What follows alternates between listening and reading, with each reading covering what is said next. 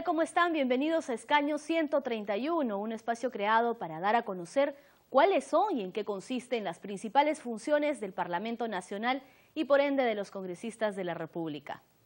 Hoy vamos a hablar sobre la función de legislar, sobre el proceso legislativo y sobre las propuestas que existen para hacer seguimiento y la evaluación del cumplimiento de las leyes. Esto con la finalidad de hacer mejores normas y también más eficientes.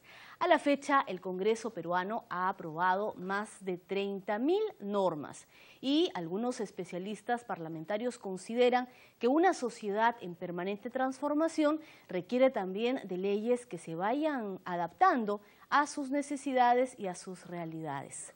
Hoy vamos a hablar sobre este tema con el parlamentario Alberto Bengolea y luego con el constitucionalista y ex senador de la República, Enrique Bernales Ballesteros. Esto es Escaño 131, vamos a regresar tras una pausa.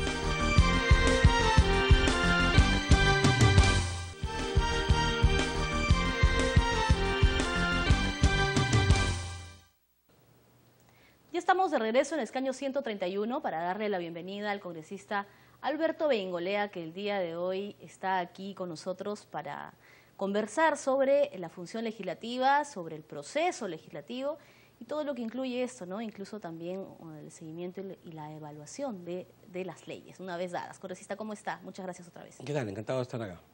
Bien, sí. Aquí en Escaño 131, por lo general, vemos las funciones parlamentarias. Y en esta edición estamos viendo lo que es la función legislativa. En qué consiste el proceso legislativo y dónde termina el proceso legislativo. Qué tan factible es la evaluación o hacer seguimiento a las leyes, las cuales queremos saber si está inmerso eso en la función que ustedes realizan como parlamentarios. A ver, lo que pasa es que, si te entiendo bien, el tema planteado es dentro de la formación de las leyes y la promulgación de las leyes, y es que esto alcanza una evaluación posterior de las leyes. Así es. Es decir, cómo es que estas se desarrollan en la sociedad. Entiendo que hay diferentes posiciones al respecto. No existe ciertamente en el Congreso de la República Peruana un ente o una oficina encargada de hacer una evaluación de las leyes. Existe una comisión, una vieja comisión, que tuvo como tarea, y en algún momento se cumplió con mucho rigor, la de tratar de encontrar digamos, tantísimas leyes que ha dado el Congreso peruano desde el comienzo de su existencia, aquellas que no tenían sentido y comenzar, pues, a, si se quiere, darles de baja, ¿no? O sea, a la fecha son como 30.000 leyes. Exacto. Las Entonces, aprobadas. comenzar, pues, a decir, bueno, estas de acá no tienen sentido, tratar de ordenar un poco lo mucho que se ha promulgado desde el inicio del Congreso peruano. Pero eso no es, pues, un trabajo de seguimiento del cumplimiento de las leyes. La pregunta de fondo es, ¿le compete al Poder Legislativo hacer este seguimiento? Entiendo que hay quienes piensan que sí. Inicialmente yo pienso que no. Yo creo que el trabajo del legislador, la tarea legislativa, culmina en la dación de la ley.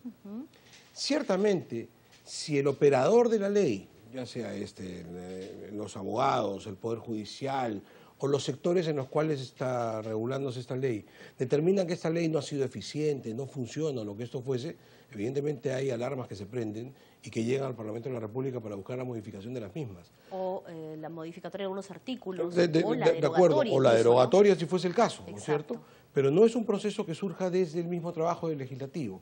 Surge en la sociedad civil, que llega, sin duda, al legislativo a decir esto acá no está caminando, esto hay que cambiarlo, algún congresista lo hace suyo y lo que comienza es un proceso que ya seguramente lo has tratado en su oportunidad, de lo que es la promulgación de las leyes. Aquel que tiene iniciativa lo promulgará, porque la modificación de una ley por ineficiencia, por lo que sea, no es otra cosa que la promulgación de una nueva ley. Así es. ¿No es cierto? Así que el proceso es exactamente el mismo. Dar vida a una nueva ley. Exacto. En cuanto al seguimiento, entonces, no encuentro un organismo en el Congreso encargado de la materia, primero. Segundo, si seguimos en rigor y en estricto lo que manda la Constitución, el mandato de la Constitución hacia el legislador es el dar la ley, ¿no es cierto? Si me permites, además, Sí, un por segundo, supuesto. recurrir al Tiene texto usted su legal. Constitución. El artículo 102 dice que son atribuciones del Congreso dar leyes, etcétera, y luego en un segundo inciso, velar por el respeto de las mismas. Velar por el respeto, es decir, que no haya un incumplimiento, velar por el respeto. Pero el cumplimiento de la ley es un mandato que la Constitución hace al presidente de la República. Artículo 118 de la Constitución. Corresponde al presidente de la República cumplir y hacer cumplir, entre otras cosas, las leyes. Es decir, que es al presidente de la República al que le compete ver si se cumplió o no con el objetivo de la norma. Ciertamente nadie está pensando que sea el presidente de la República en persona quien haga un seguimiento de estas 30.000 leyes. Me imagino que cada uno del sector, el sector en referencia, exactamente, ¿no? es el Poder Ejecutivo, entonces, quien tendría la tarea de hacer cumplir las leyes a partir del primer mandato de cumplimiento, que no es otra cosa que la promulgación del presidente de la República.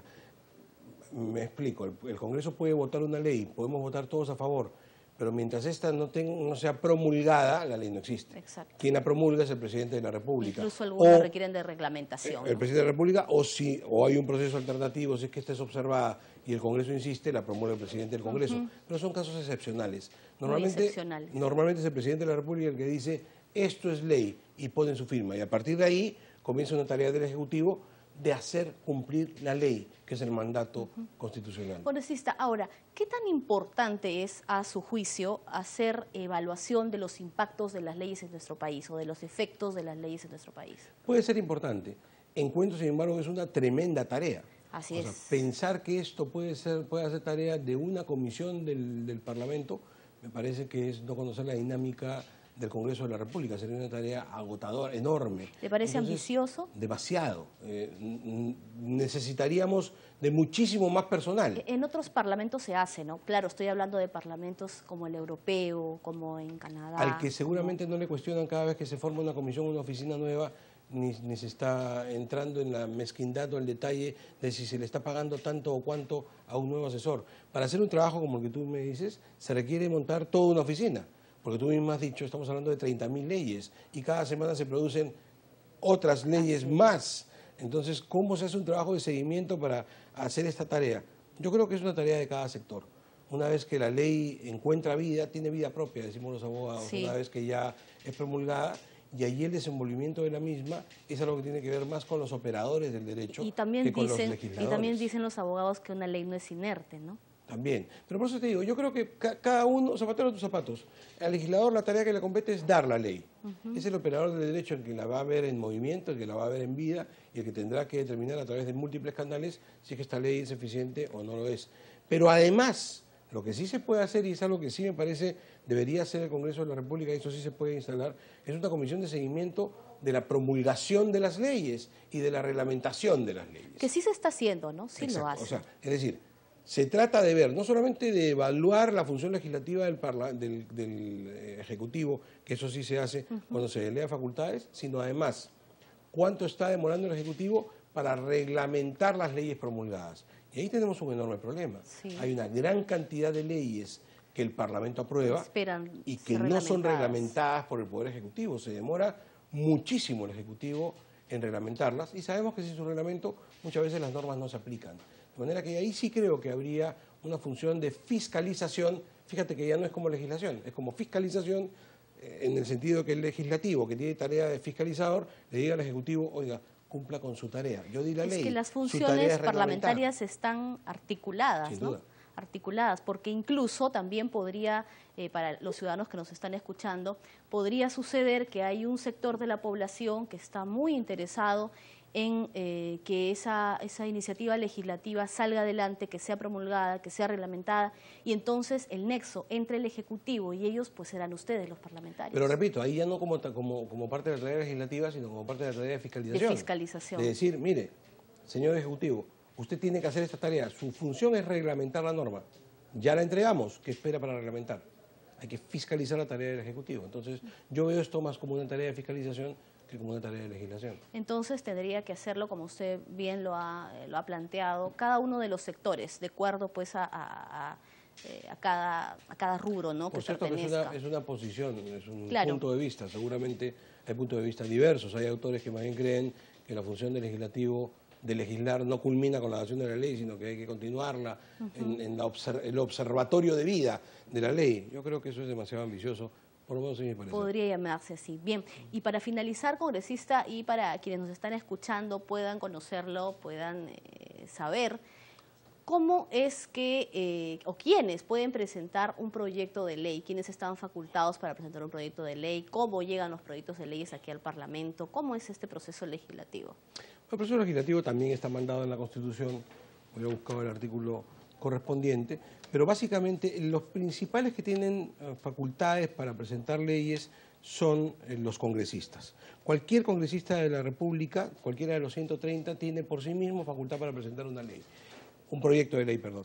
Por cierto que ya reglamentado este derecho, y hay algunos que lo critican, se dice que para que este proyecto de ley comience a tener vida requiere de la firma de 6 congresistas. En este ¿No es caso, cierto? De la bancada se entiende, pero requiere al menos de 6 congresistas firmantes para que comience el proceso operativo. Hay quienes critican este proceso. Yo podría encontrarme entre los críticos teóricos del proceso, porque eso estaría recortando lo que la Constitución dice. La Constitución dice los congresistas tienen derecho a iniciativa en la formación de las leyes. No te dice que tenga que ser un número mínimo, podría ser uno solo. Pero para no entrar en teoría y en discusiones teóricas, quedémonos primero en decir, los congresistas tienen iniciativa legislativa. ¿Quién más tiene iniciativa legislativa? El presidente de la República. El presidente de la República tiene iniciativa legislativa. No solamente tiene iniciativa legislativa, sino que además, cuando el caso lo amerita, según dice la Constitución, tiene prioridad su proyecto sobre otros proyectos. Y también pueden pedir la delegación de facultades a través de esas. También, ciertamente, esa es una materia distinta. Puede pedir al Congreso de la República que le delegue facultades. También en lo que le es propio, tienen, o sea, en su propia materia, hay instituciones públicas autónomas que tienen facultades legislativas, ¿no es cierto?, en lo que le respecta a sí mismo. Todo eso está perfectamente establecido en el capítulo correspondiente, que es el capítulo tercero de la Constitución Política. Y los ciudadanos del Estado. También se pueden estar preguntando un número determinado de ciudadanos, todos reunidos, tienen también facultades o la posibilidad de solicitar que se apruebe una ley, ¿no? Porque se ha visto, ¿no?, que iniciativas ciudadanas han llegado acá al Congreso y, bueno, ha seguido todo el procedimiento hasta... Antiguamente el número de ciudadanos se lo era establecido en la Constitución. Hoy día la Constitución hace una referencia a la ley y dice que el mismo derecho lo tienen los ciudadanos ejerciendo el derecho de iniciativa conforme a ley. O sea, nos remiten una ley para tener el número de ciudadanos. También tienen iniciativa legislativa los colegios profesionales, por ejemplo, que pueden presentar, los gobiernos locales, los gobiernos regionales, las instituciones públicas autónomas. Todos ellos tienen iniciativa legislativa. Siendo sinceros, ¿las iniciativas ciudadanas han llegado a buen puerto, a buen fin, que usted recuerde? Yo no recuerdo ninguna en este momento que haya tenido esa posibilidad, pero probablemente por un tema práctico, ¿no? ¿La del FONAVI? Sí, pero probablemente por un tema práctico, que es el siguiente. O de repente por falta de información también. No solamente por falta de información. Reunir miles de firmas no es una tarea sencilla, es una tarea complicada. Es mucho más fácil llegar a un congresista, a cualquiera de estos, los congresistas representan a la nación, hacerle ver tu causa, convencerlo y el congresista hace suyo el proyecto. Con que un congresista firme, comienza el procedimiento. ¿Se ahorran el trabajo? Me da la impresión que es mucho más práctico. No estoy con esto negando el derecho ciudadano. El derecho ciudadano no queremos negar el derecho ciudadano. Sin duda. Pero el derecho ciudadano yo creo que está en esta materia observado a partir de una situación en la cual, yo espero que esto no ocurra, ningún congresista esté apto o dispuesto para asumir la tarea de representación y no haya uno solo en los 130 en donde la ciudadanía puede encontrar eco. Frente a esa negativa del Congreso, entonces tendría que organizarse la ciudadanía para formular una iniciativa legislativa, que es absolutamente posible, pero te repito, frente a la posibilidad de que un congresista asuma la tarea, parecería poco práctica. ¿Qué es lo que se está haciendo pues ahora, ¿no? Es lo que se ve en la práctica, como usted dice, que por lo general pues los colegios profesionales o ciertos sectores pues lo encaminan al despacho congresal, ¿no? O a veces también a la bancada, ¿no? Es una manera práctica de poner en funcionamiento esta rueda de formación de leyes, ¿no? ¿Qué hacer congresista con la producción legislativa entonces? ¿Cómo mejorarla? A veces tan cuestionada, tan criticada por aquellas normas llamadas declarativas, ¿no? Ya para terminar, ¿no? Sí. Sí.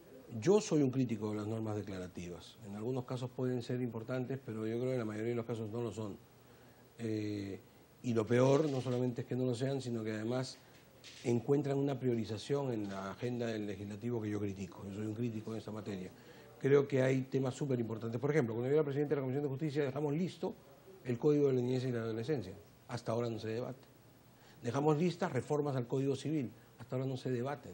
Temas trascendentes, leyes trascendentes que hasta ahora no se debaten.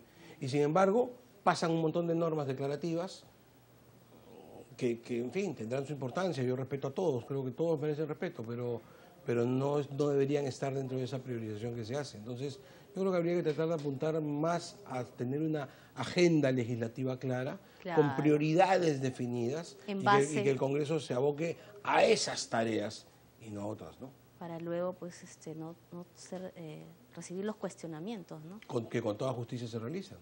Yo mismo, ayer o antes de ayer, he tenido que dirigirme a la prensa para establecer serios cuestionamientos con respecto a las prioridades que en este último mes ha tenido el debate del Pleno. Parece que el asunto ha mejorado un poquito. Espero que siga mejorando. Muy bien, congresista. Vamos a ver entonces, nosotros le agradecemos por haber estado con nosotros el día de hoy y hay mucho que conversar, ya será para otra oportunidad. Listo. Muchas gracias otra vez. Gracias. Bien, esto ha sido Escaño 131, nuestra primera entrevista de esta edición con el congresista Alberto Bengolea, a quien le agradecemos una vez más por su participación el día de hoy. Estamos viendo la función de legislar. Regresamos tras una breve pausa. Acompáñenos.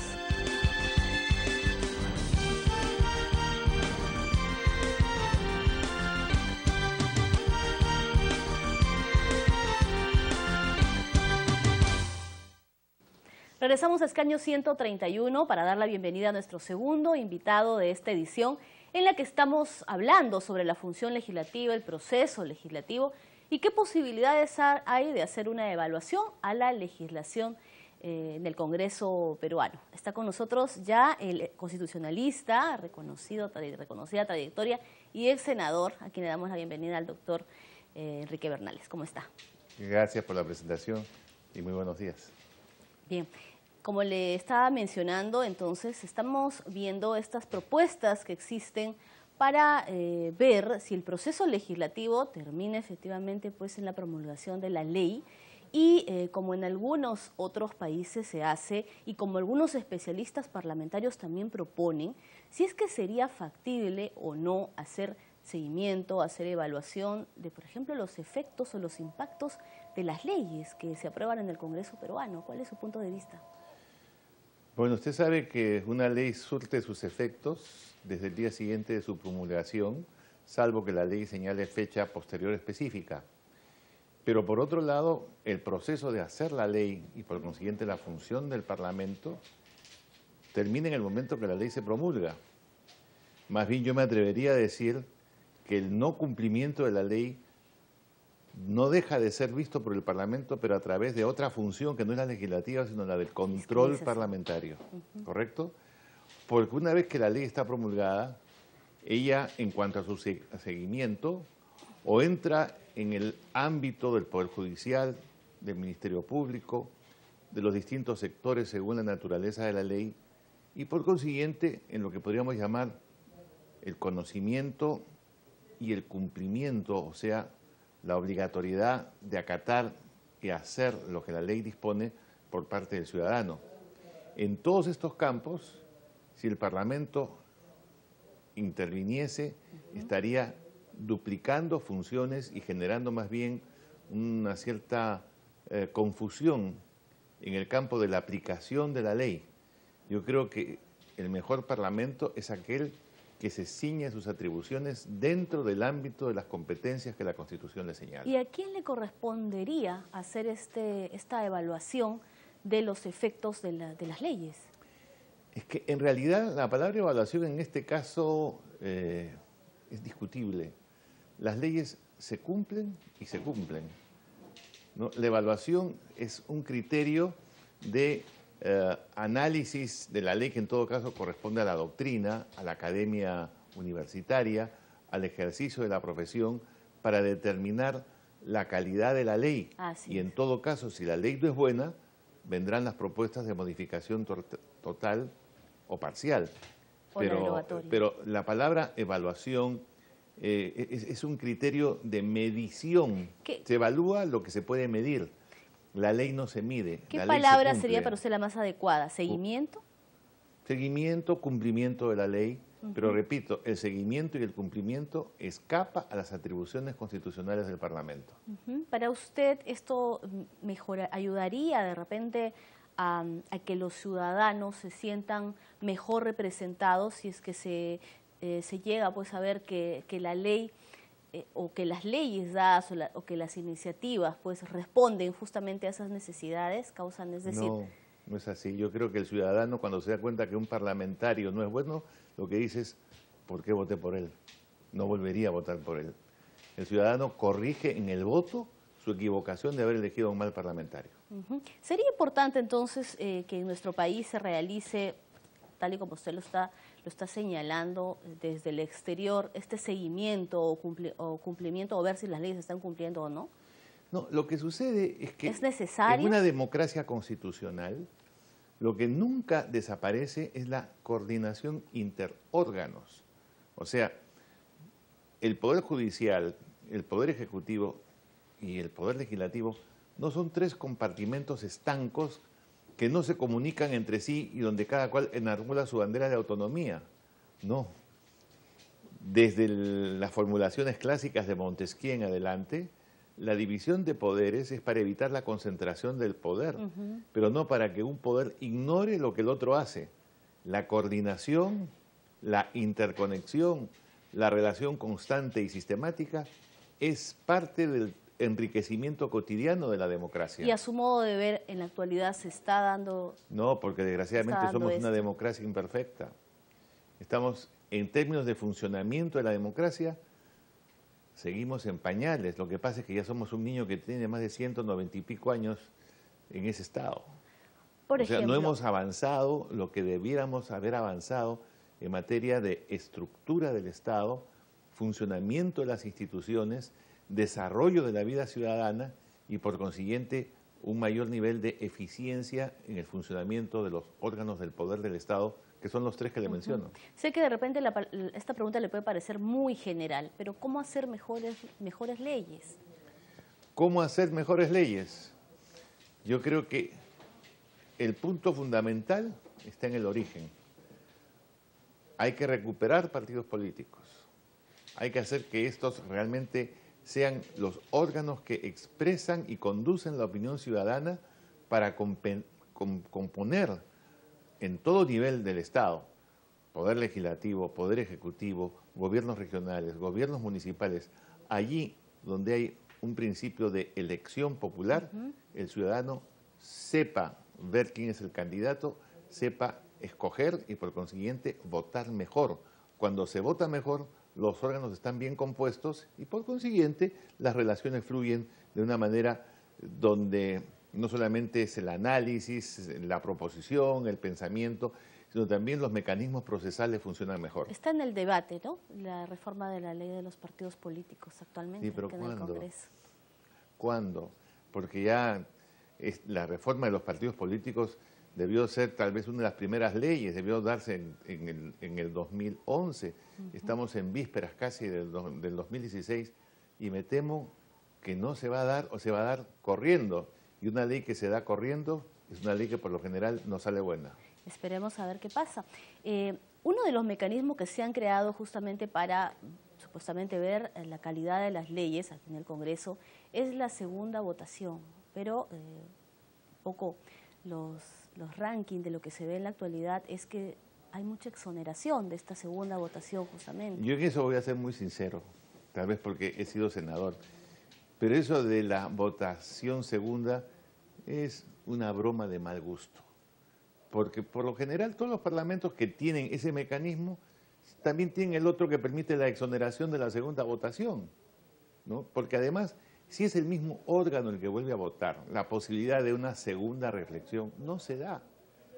Ha sido en su origen un intento de decir, no es necesario el Senado porque va a haber segunda votación, y sabemos que eso ha devenido en cero. En su experiencia y en los años que usted llevó en el Congreso, ¿cómo funcionaba el tema de la dación de leyes, el tema de elaborar el proyecto de ley primero, el proceso legislativo? Mire, en términos generales funcionaba, no perfecto, pero bastante bien.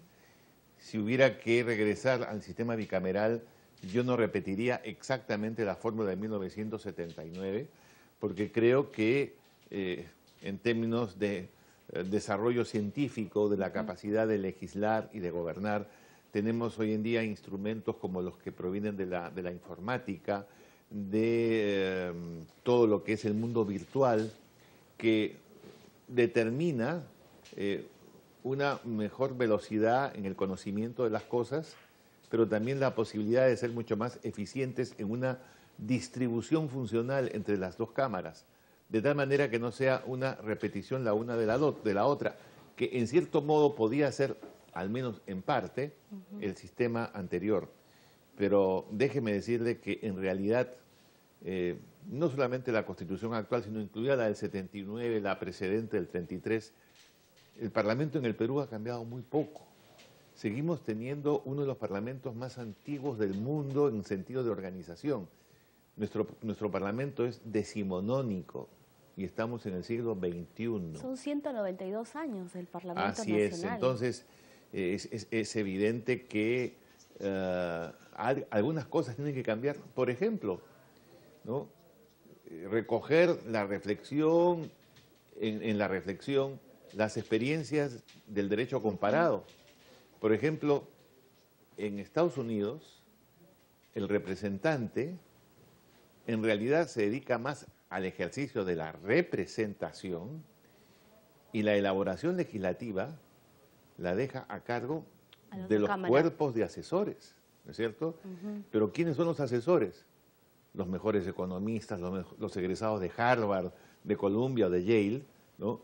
Que ingresan por concurso y no por señalamiento partidario a los departamentos de asesoría jurídica y donde pueden hacer análisis interdisciplinario. El parlamentario despacha, se informa y el día en que su concurrencia al Parlamento es obligatoria es el día de la votación. Claro, se lo va a votar. Pero aquí todavía seguimos pensando que la oralidad, ¿no? Y el debate en el Pleno es lo que resuelve y determina la sabiduría de las leyes. Bueno, eso es justamente lo que yo califico de decimonónico. Es otra realidad. Es seguir pensando en el siglo XIX cuando estamos en el siglo XXI. Para redondear entonces, llegamos al mismo punto en el que un Senado podría mejorar la calidad de las leyes. ¿Y cómo tendría que ser este Senado, este nuevo Senado, en una nueva época, con nuevas tecnologías, donde pues mire, todos corremos a la velocidad del Internet, ¿no? Así es. Las redes sociales. Yo creo que puede ser mejor si, por ejemplo, el Senado solamente se encarga de la revisión de las leyes más importantes, las leyes orgánicas, las de desarrollo constitucional, las de defensa de los derechos fundamentales, presupuesto, cuenta general y reforma de la Constitución. Ahí hay todo un ramillete de leyes sustantivas, pero las leyes ordinarias, que no son de rango menor, sino que por su importancia no necesitan un sistema de aprobación bicameral, quedan en diputados. Por otro lado, yo diría que la iniciativa parlamentaria debería quedar exclusivamente en la Cámara Grande, la Cámara de Diputados o Congreso, como la vamos a llamar, y la revisión de las leyes, de estas que he mencionado, sería el trabajo legislativo fundamental del Senado. De esta manera se aceleran los procesos, se diferencia por la naturaleza de las cosas y yo creo que el país puede ver una estructura parlamentaria mucho más moderna, mucho más dinámica y que entra a debatir como se merece las leyes más importantes. Doctor, muchas gracias. El tiempo nos ha ganado, ha quedado corto para conversar con usted. Siempre es un placer. Muchas gracias. Tenemos que despedirnos. Hasta la próxima. Hemos llegado a la parte final de esta edición de Escaño 131, en la que estuvimos viendo el proceso legislativo, la función de legislar y algunas propuestas para hacer seguimiento y evaluación al cumplimiento de las leyes en el Congreso peruano. Es todo por hoy, yo me despido, pero antes tengo que recordarles que pueden escribirnos al correo electrónico que aparece en su pantalla. Hasta la próxima, nos vemos.